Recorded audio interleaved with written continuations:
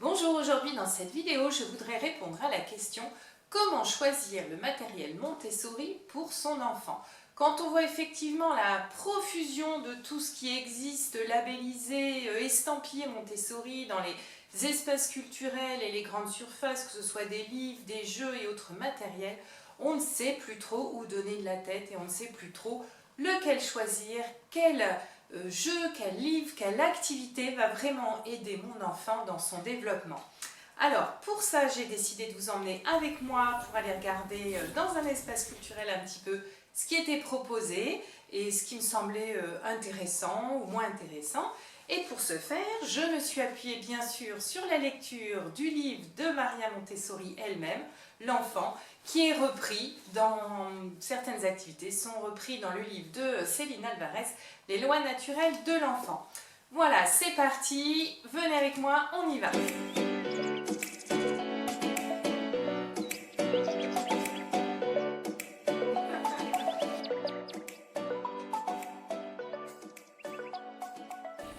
Donc les grands principes de Maria Montessori étaient de fournir à l'enfant un matériel adapté, un matériel qui peut manipuler. Elle parle beaucoup de l'importance du rôle de la main, donc du matériel à manipuler, du matériel qui utilise les 5 sens, et aussi de laisser l'enfant décider un petit peu, choisir ses activités seul, les faire seul, s'entraîner, recommencer un certain nombre de fois jusqu'à ce qu'il maîtrise l'action, donc lui permettre de recommencer et d'être là plus pour le guider, pour l'accompagner et non pour lui imposer des activités. Regardons un petit peu dans le matériel que je vous ai sélectionné si on retrouve ces grands principes. Alors commençons par ce coffret là par exemple. Vous voyez mon coffret Montessori des drapeaux du monde. Donc, on peut constater effectivement que dans cette boîte, on va trouver un planisphère, 50 petits drapeaux et un livre pour découvrir les 50 pays choisis. Donc là, on a bien du matériel à manipuler, que l'enfant peut manipuler en autonomie et recommencer aussi souvent qu'il le veut.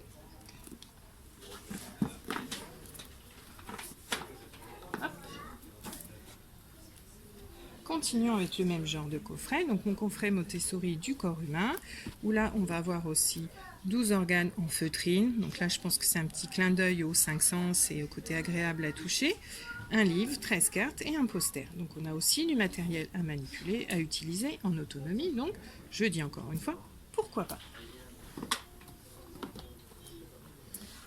Par contre, si je vous prends celui-ci, mon coffret des objets de la maison, là on se retrouve avec des cartes d'objets du quotidien. Donc beaucoup de passages dans le rayon, petite pause oblige, on reprend. Donc j'en étais à ce coffret sur les objets de la maison. Si on reprend le principe, les principes de Maria Montessori, comme je vous l'ai dit tout à l'heure, c'était les 5 sens, la manipulation avec la main, etc.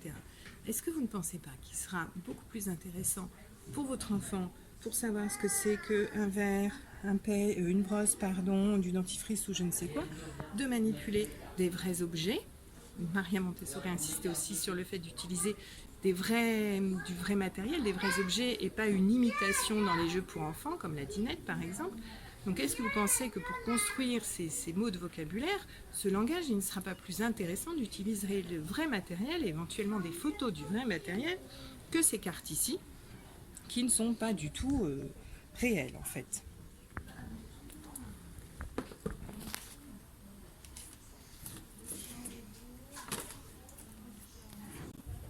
On continue avec un autre exemple, les lettres, les fameuses lettres. Vous savez peut-être, je ne sais pas, qu'un des matériels inventés, proposés par Maria Montessori, c'était les lettres rugueuses, dessinées, découpées, que l'enfant va pouvoir manipuler, on y revient, toucher, donc un des 5 sens, pour construire ses premiers apprentissages de la lecture. Donc là, ici, nous avons 2 exemples de lettres, des lettres à gratter et des lettres magnétiques aimantées. Donc là, si on commence à regarder celui-là, dans cet abécédaire à gratter, que va faire l'enfant? Il va gratter, par ce geste comme ça, pour faire apparaître la lettre. C'est très intéressant, je n'ai rien du tout contre les cartes à gratter, je les ai utilisées plusieurs fois dans des projets d'art plastique. Mais là, quel est l'intérêt pour l'enfant de se rappeler, de se mémoriser de la lettre A, de sa forme, du geste graphique, comme on dira plus tard, en grattant une carte, comme ça, en balayant de gauche à droite, sans aucun rapport, si je peux dire, avec le contour de la lettre. Donc moi, je préfère vraiment le vrai matériel de Maria Montessori, les lettres rugueuses, vidées à l'intérieur. De la même manière, pause. Bon, ça commence vraiment à devenir compliqué de filmer. Je ne sais pas si c'était une bonne idée de faire une vidéo dans un magasin de jouets à quelques semaines de Noël. Donc ce que je vous propose, c'est de vous expliquer ça tranquillement depuis chez moi, depuis mon studio. Je vous retrouve tout de suite de l'autre côté. Bon, nous revoilà dans un endroit un peu plus tranquille. Je ne sais pas si c'était vraiment une réussite, hein, cette histoire d'aller dans les magasins. Dites-moi d'ailleurs dans les commentaires ce que vous en pensez, si c'est quelque chose que vous appréciez, que je vous fasse découvrir le matériel en direct. Ça avait été le cas pour les fournitures, je vous mets le lien de la vidéo ici. Je pense que ça vous avait pas mal plu. Dites-moi, voilà, même s'il y a un peu de monde autour, est-ce que ça vous dérange pas? Est-ce que ça vous intéresse que je continue à filmer dans les magasins? Voilà, en tout cas, là, on va reprendre ici bien plus tranquillement. J'ai pris quelques films, quelques photos quand même du matériel, des livres, etc., des jeux dont je voulais vous parler. Donc, on s'y remet tout de suite.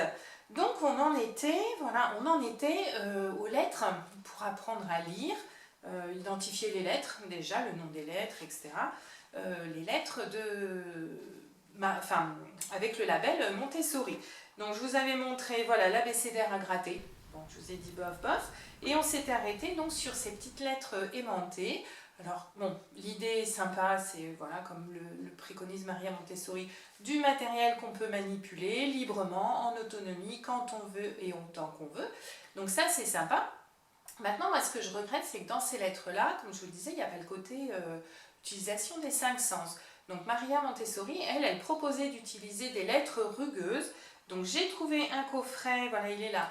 Je vous le montre tout de suite, de lettres rugueuses où on va pouvoir en plus de la vue, de l'auditif, c'est-à-dire de connaître le nom de la lettre et ou d'abord le nom de la lettre, puis le bruit qu'elle fait, enfin voilà, le nom de la lettre et le bruit qu'elle fait, on va pouvoir en plus y associer le toucher. Donc ça, je trouve ça intéressant d'utiliser ces lettres rugueuses. Alors elles peuvent venir complètement en complément d'une autre méthode d'apprentissage de la lecture que moi je vous préconise, c'est la méthode Borel-Maisoni. Je vous mets aussi le lien de la vidéo où j'ai expliqué tout ça, juste ici. Donc vous pouvez associer tout à fait les deux. Voilà, donc tant qu'on est dans la lecture, eh ben, on va y rester un petit peu. Moi j'aime bien, ils sont où? Ah voilà, ces albums-là, c'est ceux-là. Donc ce sont des albums, comment ça s'appelle? Hop, je remets au début, j'ai été trop vite. Ça s'appelle Mon coffret première lecture, voilà. Donc c'est des albums, des petites histoires toutes simples, avec très peu d'écrits. Donc il y a un enfant qui est quand même un petit peu rentré dans la lecture, hein, s'il ne connaît pas encore les lettres, etc., ça va être trop tôt.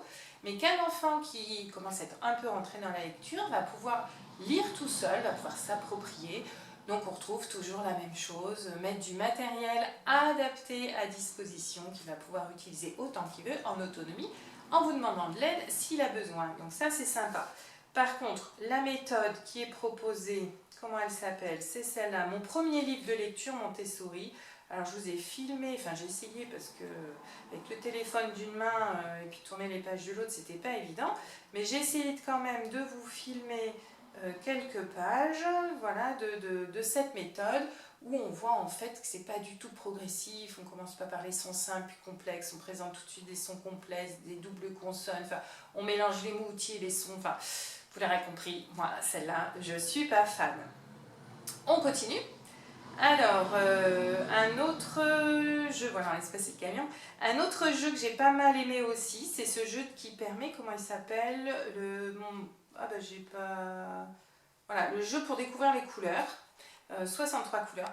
Donc ce que j'aime bien dans ce jeu-là, c'est qu'on n'est pas sur une nuance de jaune, une nuance de bleu, une nuance de rouge. Il y a plusieurs nuances, camailleux, je ne sais pas comment on dit, enfin voilà, plusieurs nuances d'une même couleur. Donc pour développer ce côté vraiment sensoriel, je trouve ça bien sympa. En plus c'est des petits cubes à manipuler, donc c'est bien chouette. Après c'est comme tout. L'idée, vous pouvez aussi vous fabriquer votre matériel Montessori, hein, Par exemple, si vous avez la chance de pouvoir récupérer, comment ça s'appelle, un nuancier, vous savez, comment on dit, un échantillonneur, je ne sais pas si ça existe. Enfin, vous savez, dans les magasins de peinture, oh j'en ai, j'irai vous en chercher, j'en ai dans le grenier, je rajouterai une photo en commentaire. Vous pouvez vraiment vous fabriquer ces nuanciers, vous fabriquez votre matériel. Hein. C'était aussi l'idée de Maria Montessori, c'était de fabriquer le matériel qu'on va donner aux enfants. Voilà, mais bon, celui-là, si vous n'avez pas le temps ou pas l'âme de bricoleur, si vous avez envie d'offrir un cadeau avec voilà, l'idée de faire découvrir la pédagogie Montessori, ben celui-là, pourquoi pas. Après, qu'est-ce qu'il y avait d'autre? Voilà, au final, qu'est-ce que je garde dans tout ça? Eh bien moi je vous l'ai dit, je vais garder donc les livres, mes premières lectures, je vais garder le coffret des posters à manipuler, je vais garder les lettres rugueuses et je vais garder les coffrets du corps humain par exemple. Donc vous l'aurez compris, je garde les coffrets de ce que je ne peux pas manipuler autrement. Donc les drapeaux, il y a deux coffrets, j'ai vu deux coffrets différents sur les pays du monde, les drapeaux, le planisphère, etc. Donc ça c'est bien sympa pour faire découvrir le monde, hein, le côté géographique, culturel, etc. Après, j'ai vu autre chose chez Nature et Découverte. Si vous avez la chance de pouvoir voyager et de faire découvrir en vrai le monde à vos enfants, bah, il y a un super planisphère en liège où on va pouvoir punaiser ses photos dessus. Donc, vous voyez ça aussi, même si ce n'est pas du matériel estampillé Montessori, on est bien dans l'idée Montessori. Voilà, après, qu'est-ce que je n'ai pas gardé? Alors, je n'ai pas gardé ce coffret nature. Je reviens, je vais vous expliquer tout de suite pourquoi. Je vous l'ai dit, je n'ai pas gardé cette méthode de lecture. Le petit jeu des objets du quotidien, vous avez bien compris aussi pourquoi. Et les lettres magnétiques, voilà, je vous ai dit que je préférais les lettres aimantées. Alors, le coffret nature, vous l'aurez compris, le mieux c'est de faire en vrai. Donc, même si vous habitez en pleine ville, dans un appartement, je pense que vous pouvez toujours faire découvrir la nature à votre enfant en vous rendant dans un parc, dans une forêt, à l'occasion des vacances. On peut même cultiver, faire pousser quelques graines de lentilles chez soi. Enfin, toutes ces activités pour de vrai. Je vous rappelle que c'était un des principes de Maria Montessori, c'était de faire pour de vrai. Donc les objets du quotidien, eh ben, on manipule et on les nomme, on donne les noms des objets en vrai. La nature, on la découvre en vrai. Et puis, ben, voilà, si on ne peut pas voyager, on va utiliser voilà, des coffrets plutôt pour découvrir les pays ou le corps humain. Alors ensuite, il me reste les entre-deux. C'est-à-dire, ben, vous voyez par exemple, voilà, par exemple, il y a le fameux jeu des couleurs. Hein. Je vous ai dit qu'on pouvait se le fabriquer autrement. Il y a là ce jeu à poinçonner. Alors l'activité de poinçon, pourquoi pas, mais pourquoi avoir un coffret Montessori qui va nous donner des choses très très directives à faire. Enfin là, non, voilà, je ne suis pas fan. Les cartes à gratter, je vous l'ai dit aussi. C'est une activité que j'aime beaucoup utiliser en art plastique, art visuel, travaux manuels, on dit comme on veut. Mais dans le cadre de découverte des lettres, non, pas trop. Donc vous voyez, c'était les activités entre deux. Et alors, pour le coup, moi, vraiment, ce qui me semble le plus à éviter, ce sont vraiment, vous voyez, j'ai un coup de tête, c'est déterminé, ce sont tous les fichiers d'activités notés, labellisés, estampillés Montessori. Là, pour le coup, si vous vous rappelez, les idées de Maria Montessori, c'était un environnement adapté, avec du matériel à disposition. L'adulte est là pour guider l'enfant et pas pour lui imposer, et l'enfant va pouvoir utiliser sa main, manipuler, utiliser ses 5 sens et recommencer l'activité autant de fois qu'il veut. Dans un fichier avec des activités telles qu'on les voit ici, est-ce qu'on retrouve tout ça? Est-ce que l'enfant manipule? Est-ce que l'enfant utilise ses 5 sens? Est-ce que l'enfant est libre de ses activités? Et est-ce qu'il peut les recommencer aussi souvent qu'il veut? Alors moi, j'aimerais bien qu'on m'explique, qu'on me dise, parce que là franchement je ne vois pas, j'aimerais bien qu'on me dise qu'est-ce qu'il y a de Montessori, j'en perds mes mots. Bref, qu'est-ce qui est raccroché à la pédagogie Montessori dans ce genre de fichier? Moi, ce que je vous recommande beaucoup le plus, ce sont tous les livres qui vont permettre de s'imprégner de l'esprit de tout ce que je viens de vous dire rapidement, qui vont vous proposer des activités à faire avec vos enfants à partir de vrais matériels, de vrais, comme on a parlé de la nature, on a parlé des objets du quotidien, etc. Enfin, qui vont vous proposer des activités pour de vrai, avec le matériel qui est autour de vous. Donc voilà, pour moi, je vais essayer de vous trouver un lien et de vous le mettre en commentaire. Si vous avez un cadeau à offrir pour faire découvrir la pédagogie Montessori, offrez plutôt un livre comme ça. Après, quand même, voilà, je ne suis pas sectaire. Si vous avez envie de clés en main, de tout fait, il y a quelques coffrets, comme on l'a vu ici, qui peuvent être très intéressants. Voilà ce que j'avais à vous dire sur Montessori. Alors, si ça vous intéresse, je vous rappelle que j'ai fait une autre vidéo avec un article sur le blog sur comment choisir un jeu éducatif. Je vous mets le lien ici. Voilà. Et puis aussi, si ça vous intéresse, je vous rappelle que vous pouvez télécharger gratuitement mon guide Aider son enfant à apprendre et réussir, dans lequel je partage mes 12 meilleures clés pour aider son enfant à apprendre et réussir. C'est un guide complètement gratuit, le lien, je fais ça parce que le lien est en dessous. Il vous suffit juste de donner votre adresse mail et vous allez le recevoir au format PDF gratuitement. Voilà, qu'est-ce que j'ai d'autre à vous dire? Comme toujours, hein, n'hésitez pas à liker, partager, commenter la vidéo si vous l'avez trouvée intéressante. Voilà, et puis n'oubliez pas de vous abonner parce qu'en plus là pour le coup je vais faire une petite pause. Et oui, fin de l'année oblige, à la fois pour profiter, préparer Noël tranquillement, profiter de ma famille pendant les fêtes, mais je vais penser à vous aussi puisque je vais travailler sur la boîte à outils 100% concentration. Ce sera la prochaine boîte à outils de Cap Réussir qui va sortir. Voilà tout ce que j'avais à vous dire. Donc je vous souhaite de très très belles fêtes de fin d'année avec votre famille et tous ceux qui vous tiennent à cœur. Passez des super moments tous ensemble, c'est quand même vraiment le plus important. Moi je vous retrouve en janvier. Très belle fin d'année, bye!